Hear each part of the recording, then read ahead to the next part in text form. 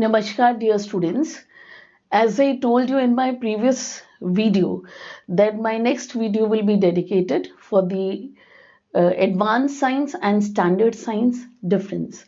Definitely in my today's video I'll be explaining you briefly कि advanced science क्या है और ये standard science क्या है. So please stay connected till the end of the video because till the end of the video I'll be telling you कि आपके लिए क्या बेटर है. आपको एडवांस साइंस के साथ जाना चाहिए या you should go with standard science. So stay connected and let's start with this. And make this thing very clear before I start with this. 9th class में स्टैंडर्ड साइंस और advance science आया है. 10th class में इस साल नहीं आया है एडवांस साइंस और standard science. It is not there in 10th class, but CBSE has planned to add this for 10th class also, but in the next session, that is 27-28 में ये 10th में भी आ जाएगा. लेकिन right now इस session के लिए 26-27 के लिए हमारे पास स्टैंडर्ड और एडवांस साइंस का option that is only for the 9th class. One thing. Secondly, basic science जैसी कोई ऑप्शन नहीं है. Please make this thing very clear clear. There is no basic science concept. जैसे बेसिक मैथ्स होता था तो बच्चों के दिमाग में वो वाला कॉन्सेप्ट. नो, स्टैंडर्ड और एडवांस है, बेसिक कुछ नहीं है. One more thing, standard compulsory है सबके लिए. Standard is compulsory for everyone. So let us go through these things in brief. देखते हैं इनको प्रॉपरली समझते हैं. दोनों में स्टैंडर्ड साइंस और एडवांस साइंस में क्या डिफरेंस है. Let's come here. Standard science, that is compulsory for all. It is compulsory for all. If I talk about advanced science, it is optional. ये चॉइस दी गई है कि आपको अगर एडवांस लेना है तब आप लें. It is not compulsory, it is completely student की चॉइस भी है. ऑप्शनल का मतलब है ये बच्चे की चॉइस है, वो चाहे तो एडवांस ले, नहीं. और उसका कोई लॉस नहीं है मार्क्स पे कि उसके मार्क्स कट जाएंगे, नहीं, नथिंग. और ऐसा भी नहीं है कि उसको एडिशनल मार्क्स मिलेंगे, कुछ ऐसा नहीं है. तो प्लीज ये जो मिथ है, ना तो उसको एडिशनल मार्क्स मिलेंगे ना तो उसके मार्क्स कटेंगे. बस उसकी चॉइस है. अगर उसको एडवांस लेना है तो दैट इज ऑप्शनल. ठीक है.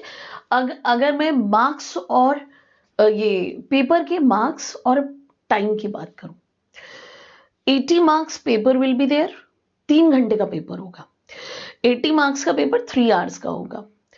और जिन बच्चों ने एडवांस, ये स्टैंडर्ड के लिए है 80 मार्क्स का पेपर 3 घंटे का, जिन बच्चों ने एडवांस लिया होगा उनके लिए सेम डे 3 घंटे का पेपर पहले वो लिखेंगे, उनको 25 मार्क्स का एक्स्ट्रा पेपर दिया जाएगा और 1 आवर एक्स्ट्रा दिया जाएगा. 1 घंटा उनको एक्स्ट्रा दिया जाएगा.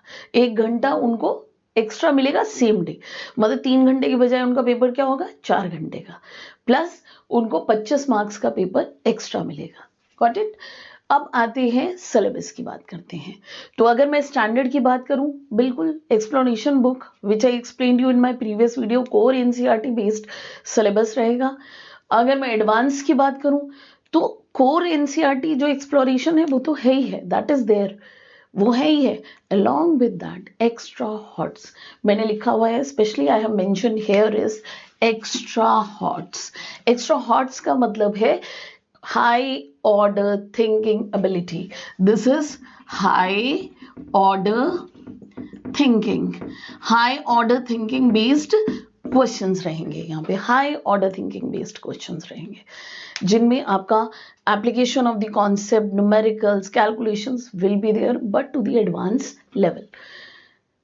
रिजल्ट, जब आपका रिजल्ट आएगा तो स्टैंडर्ड का रिजल्ट ऑब्वियस ही बात है 100 मार्क्स से जो होता है प्रॉपर रिजल्ट आपका बन के आएगा. मार्कशीट में 100 से मार्क्स आएंगे आपके. लेकिन when we talk about the advance, अगर आपके एडवांस वाले पेपर में आप 50% से ऊपर स्कोर करते हैं, ये इक्वलेंट या 50% से ऊपर, मतलब 25 मार्क्स का जो पेपर आपको दिया गया है, इफ यू स्कोर 50% और मोर देन 50%, तो आपकी मार्कशीट के मार्क्स में कोई चेंज नहीं आएगा. मैं बार बार बता रही हूं, there is no change in the marks.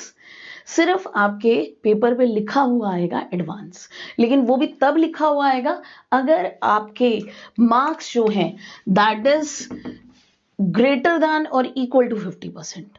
जो आपका पेपर 25 नंबर का हुआ है उसमें ग्रेटर देन इक्वल टू 50% होते हैं, then you will get this advance.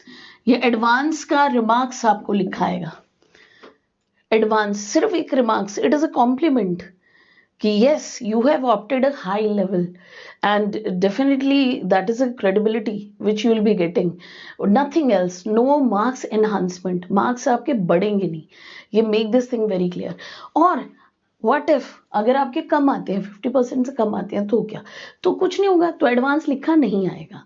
आपका नॉर्मल रिजल्ट जैसे स्टैंडर्ड वाला 100 से रिजल्ट बनता है तो नॉर्मल आपका रिजल्ट आएगा, आपको कहीं ना मार्क्स लूज होंगे ना गेन होंगे, आपका जो एडवांस चीज लिखनी थी वो नहीं होगी, वो एलिमिनेटेड होगी। ठीक है, so this is there. And difficulty level, अगर मैं स्टैंडर्ड की बात करूं तो कोर एनसीईआरटी इज देयर, जहां पे मैंने आपको बताया था कॉम्पिटेंसी लेवल्स होंगे, आपके एप्लीकेशन बेस्ड क्वेश्चंस होंगे, केस स्टडी बेस्ड क्वेश्चन होंगे, लेकिन बेसिक डिफिकल्टी लेवल होगा, नॉट कॉम्प्लेक्स डिफिकल्टी लेवल, मतलब बिल्कुल इजी कॉन्सेप्ट ओरिएंटेड क्वेश्चंस होंगे। ठीक है, और if I talk about the advance level, क्योंकि ये एडवांस जो है ये स्पेसिफिकली कॉम्पिटिटिव लेवल के लिए बनाया गया है, तो जेई और नीट जैसे एग्जाम्स की फाउंडेशन स्टेज का काम करेगा। तो ऑब्वियस सी बात है यहां पे क्वेश्चन किसके बेसिस पे होंगे, analyse, evaluate, create, design, create, design. तो ये सारी चीजें आपकी जो है they require more thinking, more application of the concept, concept clarity बहुत स्ट्रांग चाहिए for this advance level, that is ये आपके कॉम्पिटिटिव लेवल की फाउंडेशन का काम करेगा। If I talk about the questions, तो स्टैंडर्ड में देयर इज प्रोबेबिलिटी कि आपको डायरेक्ट क्वेश्चन आ जाए। ठीक है, आपको डायरेक्ट भी क्वेश्चंस आ सकते हैं, डिफाइन भी आ जाते हैं, कई बार स्टेट आ जाता है, state this law, define speed, define velocity, तो sometimes there is probability of getting direct questions, what are tissues, what is the role of the tissue. ठीक है, तो लाइक सिंपल क्वेश्चंस, लेकिन यहाँ पे क्वेश्चंस का लेवल थोड़ा सा ऊपर होगा। अगर मैं हॉट्स की बात करूं, स्टैंडर्ड में सीबीएसई ने एक सेट कर रखा है क्राइटेरिया, 15 to 20% वो हॉट्स पे टारगेट करेगा in standard. Whole paper will not be difficult, अगर डिफिकल्टी लेवल हुआ भी, हॉट्स हुए तो 15 to 20%। But when you talk about the advance, तो एडवांस में केस स्टडी होंगे, एप्लीकेशन बेस्ड क्वेश्चंस होंगे, न्यूमेरिकल्स होंगे, case study based numericals calculations होंगी, जिसमें इंटरडिसिप्लिनरी अप्रोच होगी। I will give you example, like अगर सपोज फिजिक्स का है, मैं लेट अस डिस्कस इसको थोड़ा ब्रीफ में समझते हैं, taking example of physics, chemistry and bio. ठीक है, let us take physics. Physics में motion is there, force is there, work is there. I will take example of motion. अब motion के सिंपल फॉर्मूले जैसे स्पीड है, वेलोसिटी है, इनके सिंपल फॉर्मूलेस पे बेस्ड क्वेश्चंस आ गए, इनका कंपैरिजन आ गया, what is the difference between speed and velocity. This I am telling you for standard, ये स्टैंडर्ड के केस में है भाई। स्टैंडर्ड में बिल्कुल सिंपल क्वेश्चंस होंगे, सिंपल में थोड़ा सा कॉम्प्लेक्स किया होगा, मतलब difficulty level will be not too much. लेकिन अगर मैं स्टैंडर्ड की तरफ जाऊं, ये एडवांस की तरफ जाऊं, सेम टॉपिक में, if I talk about motion, तो वहां पे डेरिवेशंस होंगी, जो फॉर्मूले हैं उनकी डेरिवेशंस होंगी जैसे 11th में होती हैं, प्लस ग्राफ पे बेस्ड कॉम्प्लेक्स क्वेश्चंस होंगे, न्यूमेरिकल्स होंगे, दो कार्स ए पॉइंट से बी पॉइंट से एक टाइम पे चली, at what point they meet, what kind of distance they will travel, मतलब situation based, case study based, interdisciplinary approach, as I told you, इसमें मैथ्स भी यूज हो रहा है, फिजिक्स भी यूज हो रहा है। सो वो वाली अप्रोच और case study, application based question जो कि कॉम्पिटिटिव एग्जाम्स के फाउंडेशन का काम करेंगे, वो आपका एडवांस में होंगे। ये तो फिजिक्स का मैंने आपको बताया। सिमिलरली फॉर केमिस्ट्री, केमिस्ट्री अगर मैं स्टैंडर्ड की बात करूं तो स्टैंडर्ड में सेपरेशन टेक्निक्स जैसे पहले थी नहीं है, लेकिन अब ऐड हुई हैं, तो सिंपल सेपरेशन टेक्निक्स हैं, evaporation, crystallisation, distillation, fractional distillation, कोई कॉम्प्लिकेटेड नहीं है इसमें। सिंपल टेक्निक्स हैं, आपको डिस्टिलेशन का पूछ लेंगे या फ्रैक्शनल डिस्टिलेशन में और डिस्टिलेशन में क्या अंतर होता है, दैट इज इन स्टैंडर्ड। अगर इसी को एडवांस लेवल पे क्वेश्चन होगा तो एडवांस लेवल पे कैसे होगा, आपको 3-4 चीजों के मिक्सचर दे दिए और आपको बोलेंगे design method to separate all of them. अब वो and why specific method is chosen, आपने क्यों ये वाला मेथड प्रेफर करा, आपने क्यों ये वाला मेथड प्रेफर करा, describe that. So that means real life application based, जहां पे core thinking core concept application is there, तो वो वाला एडवांस के क्वेश्चन होंगे। Similarly if I talk about biology में सेल है, टिश्यूज हैं, या रिप्रोडक्शन रिसेंटली ऐड हुआ है, मैं I talk about reproduction only. चलो रिप्रोडक्शन का क्वेश्चंस की बात करते हैं। तो अगर मैं स्टैंडर्ड की बात करूं तो बड़ा बेसिक सा है, असेक्सुअल सेक्सुअल रिप्रोडक्शन है, तो फ्लावर के केस में डिस्कस कर लिया, तो दैट इज उसी पे बेस्ड थोड़ा सा डिफिकल्टी लेवल ट्विस्टेड करके क्वेश्चंस दे दिया, तो वो स्टैंडर्ड का लेवल इतना कॉम्प्लेक्स नहीं होगा बट मॉडरेट लेवल होगा। लेकिन अगर मैं इसी रिप्रोडक्शन का एडवांस लेवल देख लूं तो बाइनरी फिजन और बडिंग में क्या डिफरेंस है, या reasoning based on reproduction that will be there, तो which will be little complex, high order की जो थिंकिंग को टारगेट करता हो। So this is all about advance science and standard science. अब आते हैं पॉइंट ऑफ व्यू पे कि स्टैंडर्ड साइंस लेना चाहिए या एडवांस साइंस लेना चाहिए। तो students, from my point of view, I give you a clarity in this. See, if you are targeting marks, one thing, if you are targeting marks, secondly, अगर आपकी पढ़ने की जो अप्रोच है that is very disciplined, you are very good in time management, आपकी sincerity बहुत है studies के प्रति, ठीक है, आप टाइम डे नाइट डिवोट कर लेते हो, ठीक है, और आपका like you know you can bear pressure, study का जो प्रेशर होता है आप उसको मैनेज कर सकते हो along with other subjects, then go for advance।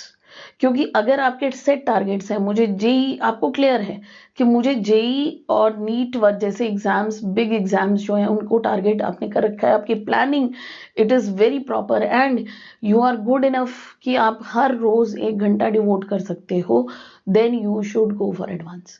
लेकिन अगर आपका sincerity factor is not good, आपका जो hold on the science concept is little weak, तो my dear, don't go for the advance, then you go for the standard. So with this I would like to end my today's video, and one more thing before ending, I would like to tell you that in the month of July I'll be starting my regular classes on the basis of these syllabus, जिसमें मैं regular आपको topic wise I'll be teaching you all the concepts. So but between that period of June and July, I will be posting my next video that will be specially for the class 10th pass outs, क्योंकि उनको मैंने देखा है there is a confusion in streams. जैसे मेरी ही class में one day the child is in science, another day the child is in commerce, third day the child is in humanities, तो इतना कंफ्यूजन है, क्या लें, विच इज बेटर फॉर। एक दिन अगर वो किसी की एडवाइस सुनते हैं, अच्छा ये जो करियर ऑप्शन है ये बेटर है, तो अगले दिन वो दूसरी स्ट्रीम में बैठे होते हैं।